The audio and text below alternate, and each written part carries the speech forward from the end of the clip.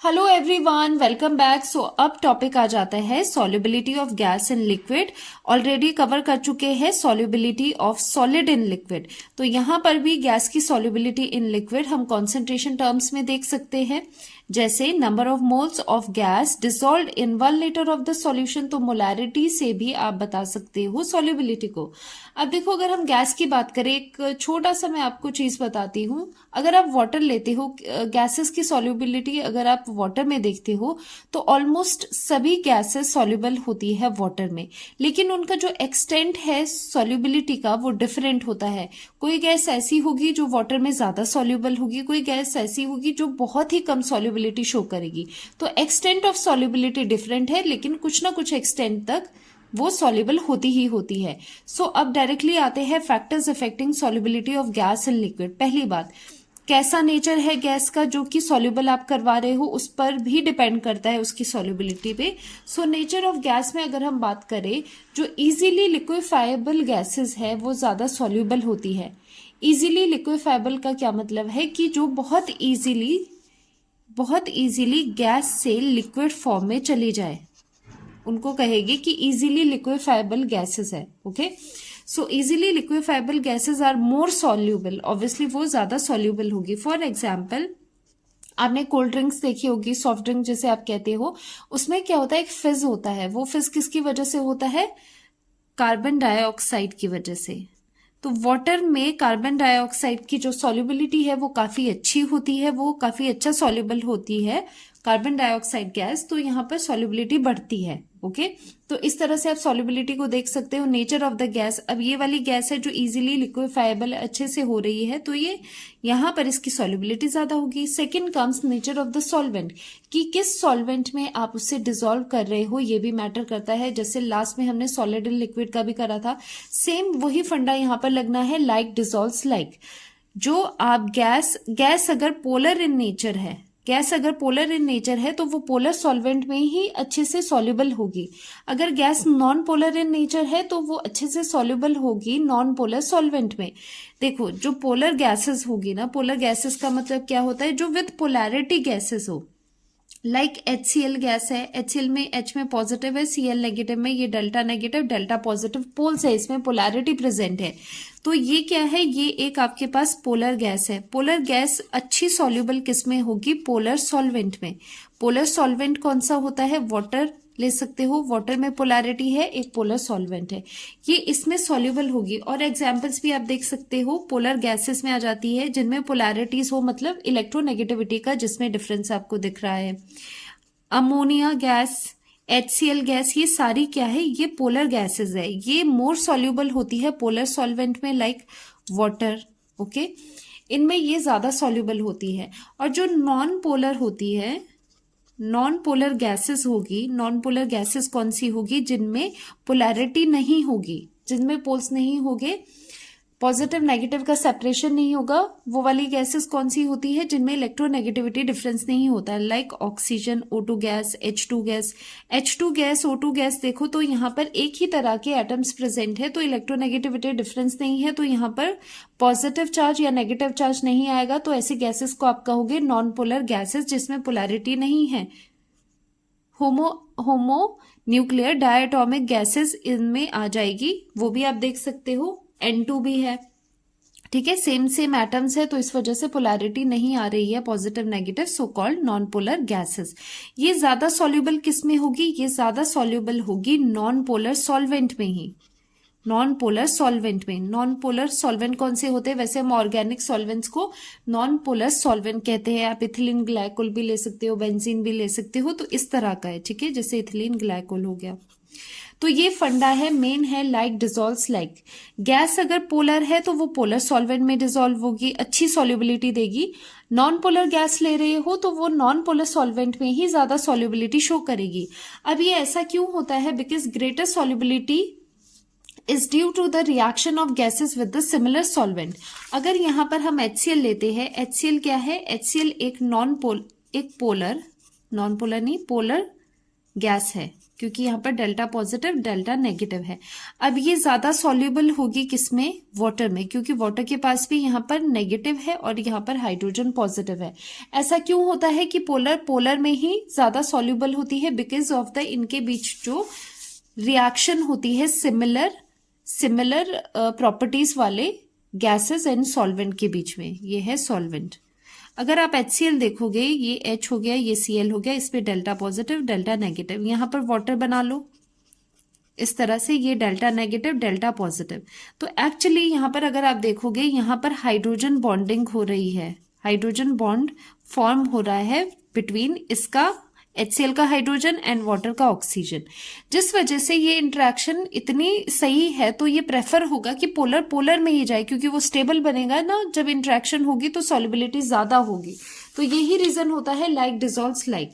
तो यहाँ पर एग्जाम्पल में आप देख सकते हो लाइक HCl की सॉल्युबिलिटी इन वाटर क्या है, ये सॉल्युबल है। HCl जो होता है वो वाटर में जाके, HCl गैस वाटर में जाके डिसॉल्व हो जाती है। वाई सो, क्योंकि यहां पर जैसे मैंने बताया दोनों सेम नेचर की है, ये भी पोलर है, ये भी पोलर है। यहां पर HCl is a polar gas, polar in nature, and यहां पर भी पोलर सॉल्वेंट है। तो यहां पर इनका डिसोल्यूशन अच्छा होगा एक दूसरे में, सॉल्युबिलिटी अच्छी होगी HCl गैस की, गैस इन वाटर। लेकिन अगर आप ऑक्सीजन गैस लोगे इन वाटर में तो उसकी सॉल्युबिलिटी क्या अच्छी होगी इसके कंपैरिजन में। ठीक है, कुछ एक अमाउंट में ये सॉल्युबल होगा, लेकिन क्या इतना सॉल्युबल होगा जितना HCl गैस है? नहीं, because O2 gas is non polar in nature and water तो पोलर सॉल्वेंट है। तो इसकी सॉल्युबिलिटी कुछ एक होगी, कुछ एक एक्सटेंट में ये सॉल्युबल होगा, लेकिन वो कम होगा। तो यहां पर लेस सॉल्युबिलिटी होगी, तो यहां पर लेस सॉल्युबिलिटी होगी, यहां पर मोर सॉल्युबिलिटी होगी। ओके अब एग्जाम्पल लेते हैं एक्वेटिक स्पीशीज का। आपको पता है कि एक्वेटिक एनिमल्स भी होते हैं, पानी में रहने वाले जो ऑर्गेनिजम्स होते हैं, एनिमल्स होते हैं, फिशेस वगैरह। तो वो कैसे सरवाइव कर पाते हैं? वो सरवाइव इसलिए कर पाते हैं because oxygen, some amount of oxygen dissolve होती है, O2 डिसॉल्व होती है, जो वाटर में डिसॉल्व ऑक्सीजन होती है, उस पर वो सरवाइव कर पाते हैं। तो उनकी रिक्वायरमेंट में उतना उनके लिए काफी होता है। ठीक है, ये लेस एक्सटेंट में सॉल्युबल होगा बेशक में in comparison with other gases, लेकिन इतना ये सॉल्युबल वाटर में होता है कि जो एक्वेटिक लाइफ है उसको सस्टेन किया जा सके। Okay, now comes temperature, very important. तो टेम्परेचर का इफेक्ट बहुत होता है सॉल्युबिलिटी पे, आपने लास्ट लेक्चर में भी देखा है। अब आपको देखना है यहाँ पर क्या हो रहा है, dissolution of gas in liquid हो रहा है। जो गैस है वो डिसॉल्व हो रही है, गैस डिसॉल्व हो रही है लिक्विड में। यहाँ पर आप गैस को लिक्विड में डिसॉल्व कर रहे हो। तो देखो, जब पहले डिसॉल्व फॉर्म में गैस होती है, ये गैस के मैं मॉलिक्यूल्स बनाती हूं, ये क्या है, ये गैस के मॉलिक्यूल्स है। पहले फॉर्म में क्या होता है, ये यहाँ पर काइनेटिक एनर्जी कम हो जाती है पार्टिकल्स की, क्योंकि अब वो ज्यादा मूव नहीं कर सकते, क्योंकि गैस से वो लिक्विड में आ रहे हैं, तो काइनेटिक एनर्जी थोड़ी डाउन जाती है। तो यहाँ से जो हीट होती है वो रिलीज होती है। इसीलिए जो dissolution of gas in liquid है, इस प्रोसेस को ही हम एक्सोथर्मिक बोलते हैं, क्योंकि जो पार्टिकल्स है वो अपनी काइनेटिक एनर्जी डाउन कर लेते हैं। जो थोड़ी बहुत उनके पास ज्यादा हीट होती है, काइनेटिक एनर्जी कम करने का मतलब है कि वो हीट को रिलीज कर रहे हैं।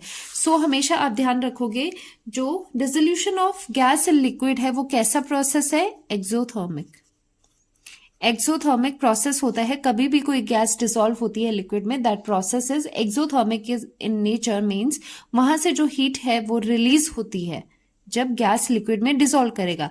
वैसे ही लास्ट लेक्चर में अगर आप डायरेक्टली देखो, हमने ये चीज करी है कि एक्सोथर्मिक प्रोसेसेस के लिए solubility is inversely proportional to, solubility is inversely proportional to temperature। ये आप कर चुके हो लास्ट लेक्चर में भी, यहां पर भी मैं बताती हूं।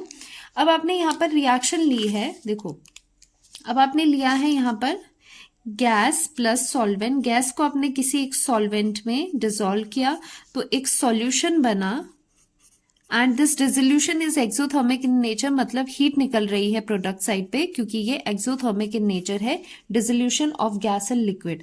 अब एक चीज यहां पर देखो, अगर हम ली चार्टलियर प्रिंसिपल लगाते हैं, कैसे, अगर यहां पर सॉल्यूशन में आप बाहर से हीट दे देते हो, ओके, इसे हीट अप कर लेते हो इसी चीज को, टेम्परेचर आप राइज कर रहे हो तो इक्विलिब्रियम डिस्टर्ब होगा, तो रिएक्शन कहाँ जाएगी, सो दैट जो ये आपने चेंज किया है उसके ऑपोजिट डायरेक्शन में पूरा आपकी रिएक्शन मूव करेगी। टेम्परेचर इंक्रीज किया है तो रिएक्शन वहां जाएगी जहां पर टेम्परेचर की कमी हो। अगर आप फॉरवर्ड डायरेक्शन में देख रहे हो तो हीट रिलीज हो रही है, मतलब फॉरवर्ड डायरेक्शन में टेम्परेचर बढ़ रहा है, और रिवर्स डायरेक्शन में ये हीट सॉल्यूशन में कंज्यूम हो रही है, मतलब जो बैकवर्ड डायरेक्शन है उसमें टेम्परेचर डाउन हो रहा है। सो बाय ली चार्टियर प्रिंसिपल जो कहता है कभी भी एक इक्विलिब्रियम स्टेट में आप कोई चेंज करते हो तो इक्विलिब्रियम अपने को रीअरेंज करता है, अपने को उस डायरेक्शन में शिफ्ट करेगा सो दैट वो उस चेंज को अंडू कर पाए, नलीफाई कर पाए या फिर मिनिमाइज कर पाए। तो टेम्परेचर आपने इंक्रीज किया है, पूरा रिएक्शन उस साइड जाएगा जहां पर इसको टेम्परेचर की कमी दिखेगी, जो है बैकवर्ड डायरेक्शन। तो बैकवर्ड रिएक्शन होगी। बैकवर्ड रिएक्शन में देखो क्या हो रहा है, फॉरवर्ड रिएक्शन क्या है, फॉरवर्ड रिएक्शन रिप्रेजेंट करता है सॉल्युबिलिटी को, कि सॉल्युबिलिटी हो रही है, कि गैस सॉल्युबल हो रही है सॉल्वेंट में, गैस घुली सॉल्वेंट में सॉल्यूशन बना। एंड बैकवर्ड रिएक्शन क्या बता रही है कि कोई एक सॉल्यूशन है उसमें से गैस निकल रही है, सॉल्वेंट अलग हो रहा है, गैस अलग हो रही है। दैट मीन्स अगर ये रिएक्शन बैकवर्ड जाती है तो सॉल्युबिलिटी डिक्रीज हो रही है। तो यहां से पता चला अगर टेम्परेचर आप इंक्रीज करोगे तो सॉल्युबिलिटी कम होगी गैसेस के केस में, dissolution of gases in liquid के केस में। एंड ऑल्सो लास्ट लेक्चर में ये भी हमने डायरेक्टली लर्न किया था कि अगर एक्सोथर्मिक कोई रिएक्शन है तो उसके लिए solubility is inversely proportional to temperature. And by Le Chatelier principle भी हम ये चीजें यहाँ पर देख चुके हैं। सो ये बात समझ आ गई, solubility inversely proportional to temperature. And pressure की बात आती है, प्रेशर का क्या रोल होता है। जब हम बात कर रहे थे solubility of solid in liquid की, तो वहां पर कोई इफेक्ट नहीं था, या फिर कह सकते हो वेरी लिटिल इफेक्ट था solubility of solid in liquid का, क्योंकि जो लिक्विड एंड सॉलिड है वो दोनों हाईली इनकम्प्रेसिबल है। आप कंप्रेस नहीं कर सकते सॉलिड को, या फिर लिक्विड की भी कंप्रेसिबिलिटी कम है। लेकिन जो ये गैसेस है वो हाईली कंप्रेसिबल होती है, वो कंप्रेस हो सकती है, तो इसीलिए यहाँ पर उनमें फर्क पड़ता है। अगर हम रिजल्ट लिखें, जैसे ही आप प्रेशर इंक्रीज करते हो, यहाँ पर प्रेशर लगा रहे हो ऊपर से गैस पे, आपने इस तरह से प्रेशर लगा दिया, यहाँ पर गैस भी है और ये लिक्विड भी है, तो सॉल्युबिलिटी इंक्रीज होती है। सॉल्युबिलिटी उस चीज से इंक्रीज होती है, ये आप ध्यान रखेंगे, बिकॉज प्रेशर अगर आप लगाओगे तो वो डिसॉल्व बहुत अच्छे से होगा। And this was explain by Henry, जिससे हम कहते हैं by Henry's law. This is called Henry's law. Okay, जिसे हम नेक्स्ट लेक्चर में, एक डेडिकेटेड लेक्चर बनना चाहिए हेनरी लॉ के ऊपर, तो वो हम नेक्स्ट लेक्चर में करते हैं।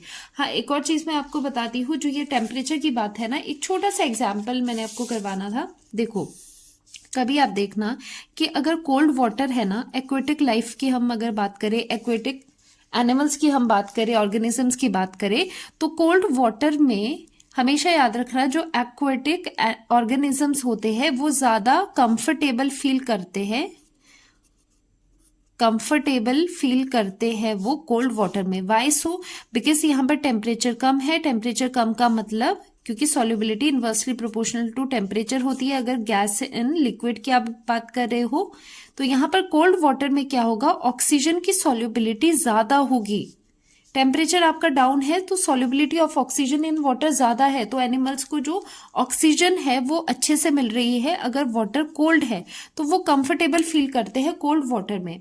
और जैसे ही हॉट वाटर होगा, थोड़ा वार्म वाटर होगा, तो उसमें वो हॉट नहीं लिखते, वार्म लिखते हैं, वार्म वाटर होगा तो वहां पर टेम्परेचर इंक्रीज हो रहा है, जिसकी वजह से ऑक्सीजन की सॉल्युबिलिटी उस वाटर में कम है, तो वो इतना ज्यादा कंफर्टेबल फील नहीं करेंगे वार्म वाटर में। ठीक है, तो ये भी एक चीज आ जाती है सॉल्युबिलिटी पे।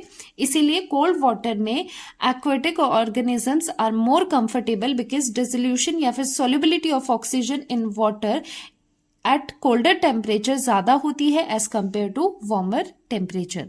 तो यहाँ पर ये चीज भी है, जैसे आजकल ग्लोबल वार्मिंग बढ़ रही है तो उसका इफेक्ट हम पे भी हो रहा है और एक्वेटिक लाइफ पे भी हो रहा है, क्योंकि टेम्परेचर इंक्रीज करने से क्या होगा, जो ऑक्सीजन है डिसॉल्व फॉर्म में वो कम होगी, सॉल्युबिलिटी उसकी कम होगी वाटर में, जिस वजह से दिक्कत होगी, एक्वेटिक लाइफ भी सस्टेन नहीं कर पाएगी, क्योंकि उन्हें भी डिजायर्ड अमाउंट में ऑक्सीजन नहीं मिलेगी, सॉल्युबिलिटी ऑक्सीजन की कम होगी वाटर में, तो वो भी नहीं अच्छे से जी पाएंगे। इसीलिए ये जो ग्लोबल वार्मिंग की प्रॉब्लम है ये हमारे लिए नहीं, एनिमल्स के लिए भी उतनी ही है, और ये डेंजरस एक्वेटिक लाइफ के लिए भी उतना ही ये बड़ा डेंजर है जितना हमारे लिए है। तो इसीलिए कहते हैं ध्यान दीजिए, थोड़ा सा अपने प्लैनेट को भी बचाने के लिए कुछ एक चीज करिए, छोटे छोटे स्टेप्स लीजिए। So this was solubility of gas in liquid, जिसमें हमने पढ़ा factors, nature of gas, nature of solvent, temperature and pressure. And pressure को इलेबोरेट करके हम हेनरी लॉ में पढ़ते हैं। वैसे मैंने एक चीज आपको बता दी, प्रेशर इंक्रीज करने से solubility of gas in liquid बढ़ती है, और बाकी इसका जो एक्सप्लेनेशन है वो हेनरी लॉ में आ जाएगा। नेक्स्ट लेक्चर में करते हैं हेनरीज लॉ।